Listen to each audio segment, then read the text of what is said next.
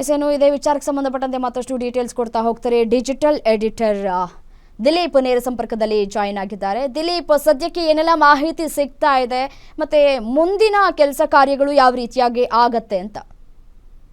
ರಮ್ಯಾ, ಸದ್ಯ ಒಂದು ಸಿಗ್ತಿರೋ ಮಾಹಿತಿಗಳ ಪ್ರಕಾರ DGCA ಒಂದು ಪ್ರಕರಣದ ತನಿಖೆಯನ್ನು ಆರಂಭಿಸಿದೆ.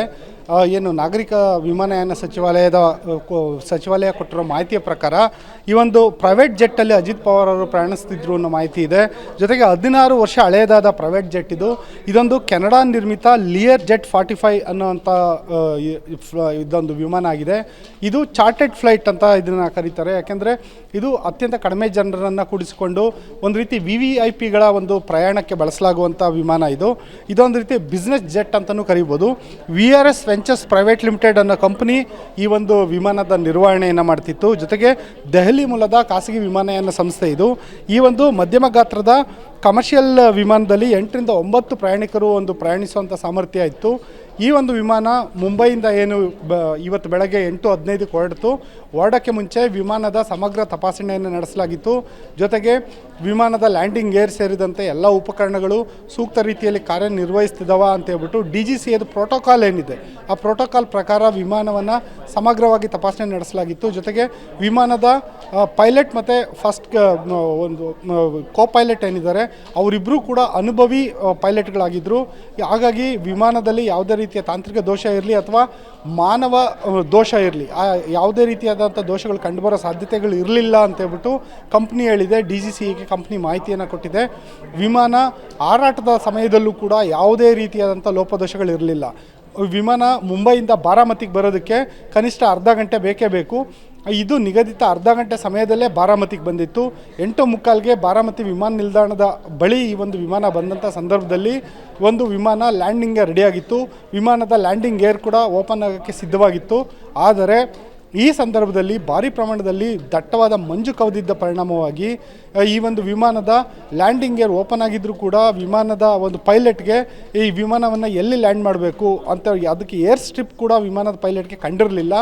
ಈ ಬಗ್ಗೆ ವಿಮಾನದ ಪೈಲಟ್ ಹಲವು ಬಾರಿ ATCಗೆ ಸಂಪರ್ಕ ಮಾಡಿ ಬಾರಾಮತಿ ATCಗೆ ಸಂಪರ್ಕ ಮಾಡಿ ನನಗೆ ಒಂದು ಏರ್ ಸ್ಟ್ರಿಪ್ ಕಾಣಿಸ್ತಿಲ್ಲ, ಎಲ್ಲಿ ಲ್ಯಾಂಡ್ ಮಾಡಬೇಕು ಗೊತ್ತಾಗ್ತಿಲ್ಲ ಅಂತ ಹೇಳ್ಬಿಟ್ಟು ಸಂದೇಶವನ್ನು ರವಾನಿಸಿದ್ರು. ಏನು ಏರ್ ಟ್ರಾಫಿಕ್ ಕಂಟ್ರೋಲರ್ ಇದ್ದಾರೆ ಬಾರಾಮತಿನಲ್ಲಿ, ಅವರು ಕೂಡ ಏನೊಂದು ವಿಮಾನದ ಪೈಲಟ್ ಜೊತೆ ಸತತವಾಗಿ ಸಂಪರ್ಕದಲ್ಲಿದ್ದರು. ಅದಕ್ಕೆ ಸಾಕ್ಷಿಯಾಗಿ ಫ್ಲೈಟ್ ಡೇಟಾ ರೆಕಾರ್ಡ್ ಕೂಡ ಒಂದು ಸಿಕ್ಕಿದೆ. ಜೊತೆಗೆ ಫ್ಲೈಟ್ ರಾಡಾರ್ 24 ವೆಬ್ಸೈಟ್ ನೀಡಿರುವಂಥ ಮಾಹಿತಿ ಪ್ರಕಾರ ಈ ಒಂದು ವಿಮಾನ ಲ್ಯಾಂಡ್ ಆಗೋಕ್ಕೆ ಮುಂಚೆ ಒಂದು ರೌಂಡ್ ವಿಮಾನ ನಿಲ್ದಾಣ ಸುತ್ತ ಗಿರ್ಕಿ ಹೊಡೆದಿದೆ.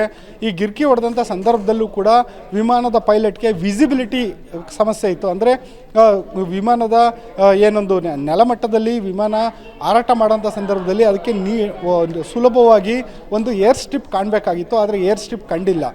ಇಂಥ ಸಂದರ್ಭದಲ್ಲಿ ಬಹುತೇಕ ಪ್ರಕರಣಗಳಲ್ಲಿ ವಿಮಾನ ಒಂದು ಹವಾಮಾನ ವೈಪರೀತ್ಯ ಉಂಟಾದಾಗಿರ್ಬೋದು, ಭಾರಿ ಮಳೆ ಇದ್ದಂಥ ಸಂದರ್ಭದಲ್ಲಿರ್ಬೋದು, ವಿಮಾನ ಬೇರೆ ಕಡೆಗೆ ಅದು ತನ್ನ ಬೇರೆ ವಿಮಾನ ನಿಲ್ದಾಣಕ್ಕೆ ತನ್ನ ಪ್ರಯಾಣವನ್ನು ಬದಲಾಯಿಸುತ್ತೆ. ಇತ್ತೀಚೆಗೆ ಒಂದು ಕೊಚ್ಚಿನಲ್ಲಿ ಇಳಿಬೇಕಾಗಿದ್ದಂಥ ವಿಮಾನ ಕಳೆದ ಮಳೆಗಾಲದಲ್ಲಿ ಅದು ಬೆಂಗಳೂರಿಗೆ ಆಗಮಿಸಿತ್ತು. ಯಾಕೆಂದರೆ ಕೊಚ್ಚಿನಲ್ಲಿ ಭಾರಿ ಪ್ರಮಾಣದಲ್ಲಿ ಮಳೆ ಆಗ್ತಿತ್ತು. ಆ ಸಂದರ್ಭದಲ್ಲಿ ವಿಮಾನದ ಪೈಲಟ್ ಏನಿದ್ರು ಅವ್ರಿಗೆ ರಾತ್ರಿ ವೇಳೆ ಕೂಡ ಜೊತೆಗೆ ಭಾರಿ ಪ್ರಮಾಣದಲ್ಲಿ ಮಳೆ ಮತ್ತು ಜೋರಾದ ಒಂದು ಮುಂಗಾರಿನ ಒಂದು ಗಾಳಿ ಬೀಸ್ತಾ ಇದ್ದಿದ್ದ ಪರಿಣಾಮವಾಗಿ ಅವರು ಅನಿವಾರ್ಯವಾಗಿ ವಿಮಾನವನ್ನು ಬೆಂಗಳೂರು ಕಡೆಗೆ ತಿರುಗಿಸಿದ್ರು. ಅದೇ ರೀತಿ ಒಂದು ವೇಳೆ ATC ಏನಾದರೂ ಮಾಹಿತಿ ಕೊಟ್ಟಿದ್ದರೆ ಅಥವಾ ಪೈಲಟ್ ತನ್ನ ಒಂದು ನಿರ್ಧಾರ ತಗೊಂಡು ವಿಮಾನವನ್ನು ಏನಾದರೂ ಬಾರಾಮತಿ ಬದಲಿಗೆ ಬೇರೆ ಯಾವುದಾದ್ರೂ ವಿಮಾನ ನಿಲ್ದಾಣದ ಕಡೆಗೆ ತಿರುಗಿಸಿದ್ದಿದ್ರೆ ಈ ಒಂದು ದುರಂತ ಆಗ್ತಿರಲಿಲ್ಲವೇನೋ. ಆದರೆ ಒಂದು ತುರ್ತಾದ ಕಾರ್ಯಕ್ರಮ ನಿಮಿತ್ತ ಅಜಿತ್ ಪವಾರ್ ಅವರು ಬರ್ತಿದ್ರು. ಒಂದು VVIP ಗೆಸ್ಟ್ ಇದ್ದಂತಹ ಒಂದು ಚಾರ್ಟೆಡ್ ಫ್ಲೈಟ್ ಇದು. ಹಾಗಾಗಿ ಆದಷ್ಟು ಒಂದು ಬೇಗ ಈ ವಿಮಾನವನ್ನು ಲ್ಯಾಂಡ್ ಮಾಡೋವಂಥ ಒಂದು ತುರ್ತು ಕೂಡ ಅವ್ರಿಗಿತ್ತು ಅಂತ ಕಾಣಿಸುತ್ತೆ. ಹಾಗಾಗಿ ವಿಮಾನವನ್ನು ಇದು ಏರ್ ಸ್ಟ್ರಿಪ್ ಇರ್ಬೋದು ಅಂತ ಪೈಲಟ್ ಎಲ್ಲಾದರೂ ಒಂದು ಕಡೆ ಚಾನ್ಸ್ ತೊಗೊಂಡ್ರಾ ಅನ್ನೋ ಚರ್ಚೆ ಕೂಡ ಶುರು ಆಗ್ತಿದೆ. ಹಾಗಾಗಿ ಎಲ್ಲ ಒಂದು ಕಡೆ ಈ ವಿಮಾನ ಅಪಘಾತಕ್ಕೆ ಯಾವುದೇ ರೀತಿ ಉಪಕರಣ ದೋಷ ಅಲ್ಲ, ವಿಮಾನದ ದೋಷ ಅಲ್ಲ, ATS ಸಿಬ್ಬಂದಿಯ ಒಂದು ನಿರ್ಲಕ್ಷ್ಯ ಅಲ್ಲ, ವಿಮಾನದ ಪೈಲಟ್ ಒಂದು ಆ ಕ್ಷಣದಲ್ಲಿ ತೆಗೆದುಕೊಂಡಂಥ ನಿರ್ಧಾರನೇ ಕಾರಣ ಇರ್ಬೋದಾ ಅನ್ನೋ ಚರ್ಚೆಗಳು ಕೂಡ ಶುರುವಾಗಿದೆ. ಆದರೆ ಈ ಎಲ್ಲ ಚರ್ಚೆಗಳು ಒಂದು ಅಂತಿಮ ಘಟ್ಟಕ್ಕೆ ಬರೋದಕ್ಕೆ ಸರಿಸುಮಾರು ಒಂದು ವಾರ ಸಮಯ ಬೇಕಾಗುತ್ತೆ ರಮ್ಯಾ. ಯಾಕೆಂದರೆ ಈ ಒಂದು DGCA ತನಿಖೆಯನ್ನು ಆರಂಭಿಸಿದಂಥ ಸಮಯದಲ್ಲಿ ಮೊದಲಿಗೆ ಫ್ಲೈಟ್ ಡಾಟಾ ರೆಕಾರ್ಡ್ ತೊಗೊಳುತ್ತೆ. ಆಮೇಲೆ ಬೇರೆ ಬೇರೆ ವೆಬ್ಸೈಟ್ಗಳ ಮೂಲಕ ಅಂತಾರಾಷ್ಟ್ರೀಯ ಮಟ್ಟದ ತನಿಖಾ ಸಂಸ್ಥೆಗಳು ಏನಿದ್ದಾವೆ ಅದು ಇನ್ವಾಲ್ವ್ ಆಗ್ತವೆ. ಅವರು ಕೊಡುವಂಥ ಮಾಹಿತಿ, ಅವರು ನಡೆಸುವಂಥ ತನಿಖೆ ಜೊತೆಗೆ ಏನೊಂದು ಅಂಕಿಅಂಶಗಳನ್ನು ಸಂಗ್ರಹ ಮಾಡ್ತಾರೆ. ಆ ನಂತರ ಒಂದು ಅಂತಿಮ ನಿರ್ಧಾರಕ್ಕೆ ಬರಲಾಗುತ್ತೆ. ಈ ಒಂದು ಅಂತಿಮ ನಿರ್ಧಾರಕ್ಕೆ ಬರೋದಕ್ಕೆ ಕೆಲವೇ ದಿನಗಳು ಬೇಕಾಗ್ಬೋದು. ಆದರೆ ಒಂದು ಅಮೂಲ್ಯವಾದಂಥ 6 ಜೀವಗಳನ್ನು ಮಾತ್ರ ಕಳೆದುಕೊಳ್ಳುವಂತಾಗಿದೆ. ಅದರಲ್ಲೂ ಮಹಾರಾಷ್ಟ್ರದ DCM ಆಗಿದ್ದಂಥ ಅಜಿತ್ ಪವಾರ್ ಅವರೇ ಇಲ್ಲವಂತಾಗಿದ್ದಾರೆ. ಅಜಿತ್ ಪವಾರ್ ಅವರು ಕಳೆದ 6-7 ಬಾರಿ ಅವರು DCM ಆಗಿದ್ದರು. ಮುಂದೊಂದು ದಿನಗಳಲ್ಲಿ NCP ಪಕ್ಷ ಉತ್ತಮ ಮಟ್ಟದಲ್ಲಿ ಸಾಧನೆ ತೋರಿದರೆ ಅಜಿತ್ ಪವಾರ್ ಅವರು ಮಹಾರಾಷ್ಟ್ರದ CM ಆಗುವಂಥ ಮಟ್ಟಕ್ಕೂ ಕೂಡ ಬೆಳೆಯುವಂಥ ನಾಯಕರಾಗಿದ್ದರು. ಇಂಥ ಒಬ್ಬ ಜನಾನುರಾಗಿ ನಾಯಕ ಏನಿದ್ದಾರೆ ಅವರು ಈ ಒಂದು ವಿಮಾನ ಅಪಘಾತದಲ್ಲಿ ಮೃತಪಟ್ಟಿದ್ದಾರೆ. ಈ ಒಂದು ಪ್ರಕರಣದ ತನಿಖೆ ಯಾವ ದಿಕ್ಕಿನಲ್ಲಿ ಸಾಗುತ್ತೆ ಅನ್ನೋದನ್ನು ಎಲ್ಲರೂ ಕಾದು ನೋಡ್ತಾ ಇದ್ದಾರೆ. ರಮ್ಯಾ, ಓಕೆ, ಥ್ಯಾಂಕ್ ಯು ತಮ್ಮೆಲ್ಲ ಮಾಹಿತಿಗಾಗಿ.